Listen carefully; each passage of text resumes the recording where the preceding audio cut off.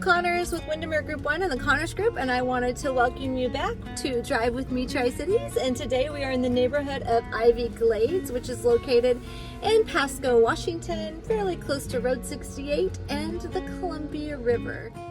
So we're going to take you into this planned unit development, and today I have riding with me the Amanda Barnes. Hello. Also works on our team, and we thought we'd showcase this neighborhood together today. One of the things that I love about it, which you can see, are all of the tree-lined streets. So we're just going to take you through a few of them so you can look at the style of houses that we have. You can see there's a lot of one-stories. It is also, the really kind of neat thing about the neighborhood is it is located very close to the river. As a matter of fact, some of the houses that are in the neighborhood are actually on the river. We're going to show you those too. This is also located near Chiawana Park. For those of you that are familiar with Chiawana Park, it's just about a mile down the road. They have a great boat launch there. Yeah, and the neighborhood is fairly secluded back here. It's got a beautiful white picket fence and a wrought iron fence that surrounds it on the outside. And then when you get in, the streets are very cozy. It's kind of like its own little environment and community.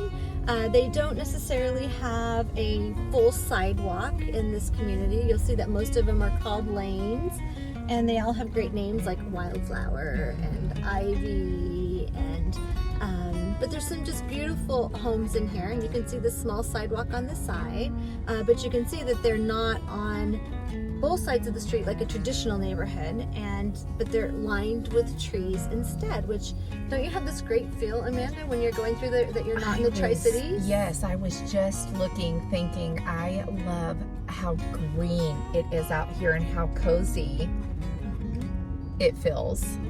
I love the large trees, all the mature landscaping out here. Everything looks very clean and polished. And right now, in the last year, and it's not a huge subdivision, but the last year, only 10 houses have actually sold in this neighborhood. And I think we have two pending right now. We're going to drive by one in a minute. And currently, there are 0 active listings in this neighborhood to purchase. However, that changes today. We got a surprise. We are going to pull in here to Lavender and just do a quick drive through this area, and we are got a great house that is actually going on the market today. It is 5 Lavender Court, and it is a beautiful rambler home that is backing the river. And it's right on the walking paths. Looks like the neighbors have a moving van out right now. This house right here at 7 Lavender Court just sold this last week. So we're gonna not, unfortunately, get a good view of the house we're listing today. So it's gonna have to be a surprise because we have a moving truck kind of blocking our access. So Katie's in the back filming for us to be safe today, but we're gonna kind of pull up here so you can at least see the house that we're putting on the market, and then we'll pull back around. And hopefully we can really get a good shot of the view. See the number 4, and I said it was 5 Lavender Court, and the reason there's a number 4 is there's a big RV garage and shop here, but on the back of that RV garage and shop area is a 900 square foot accessory dwelling unit. It's a beautiful apartment with washer dryer and full everything you can need, kitchen. It was originally built to house the seller's mom. And then 5 Lavender Court, which is the beautiful stucco house right there with the tile roof, has a 3-car garage. It's over 3,000 square feet, and it has a beautiful view of the river right on the path. And it also has a little dip pool and hot tub. And so the dip pool is just a tiny little pool, and it's set back and private, and it has the automatic cover on it. But it is a gorgeous house. Beautiful. beautiful. It's probably the largest one in the neighborhood. It actually sits on 2 lots, but you can even see, just even coming into that house, the care and pride that everyone has taken care of their lawns. And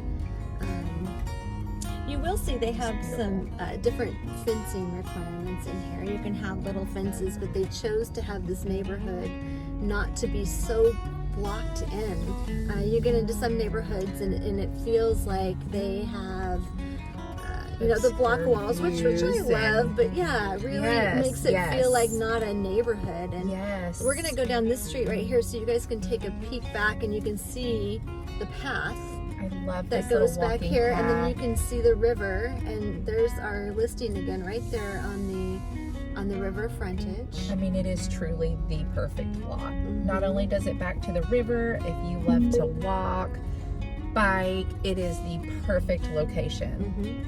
Yeah, the bike path goes a long way, and the park is beautiful. And what a cute actually very close by is the boat launch. Yes. So if you have a boat and need to get to the river, you've got a really fast way to do it. Easy access. Cute little park right here to the right. Yeah. Great colors on this house. Love the orange. I was just thinking that too. So this piece right here that you can see, there's a dike in the back of it. So these houses aren't quite right on the river like the one we're listing. However, it's my understanding, one of the folks that I know that lives with one of these houses, they hear that the dike is going to be lowered about 3 feet. And that is going to happen because the walking and biking trails right on top of that dike, and there's just not a lot of room. And so they're going to actually bring it down. That will be really nice. So it's very close too to shopping, and one of my favorite nurseries that we did a Favorite Things Friday on, Max, is just right around the corner from here. So if you haven't watched that video yet, we talk about Max and all the different things that they have there, and beautiful flowers and trees, and something that you might want to take a peek at. Yes. So this section is the newest section right here of Ivy Glades, and you can kind of tell because the trees aren't quite as grown up yet, but they'll get there. They will certainly get there. One thing too that I love about this neighborhood, they do a lot of events for families. So they have like the Easter egg hunt, they have a harvest event. So for each season they have a neighborhood event, and I just always think that that's just such a great thing, and kind of brings the community together, and it's fun. Well, and they have, for anyone that wanted to check it out, they have their homeowners association online. They correct? do have that online, yes. And they also have a newsletter, a community newsletter that they publish. They do. They publish a newsletter every month, I believe, for the community, and they put it on your doorstep. So that's always nice. You don't have to worry about missing out on anything. Which is really nice. Yes.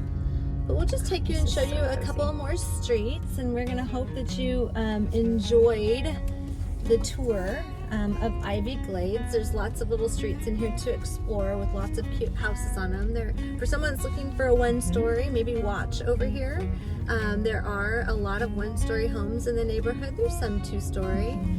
But as you can see, here's a gentleman out here taking the pride of ownership, and these lawns and things are pretty amazing. So the landscaping is beautiful. It is beautiful. Great neighborhood. Well taken care of. So yes. We hope you loved your tour today of Ivy Glades. And so if there is a neighborhood you'd like to see, please drop it in the comments below so we can go tour it for you. And do not forget to check out our new listing in this neighborhood. We hope you all get out to check out this neighborhood if you haven't already seen it. It is a true hidden gem out here in Pasco. Have a great day, and thank you for joining us. And don't forget to hit subscribe. Have a good day.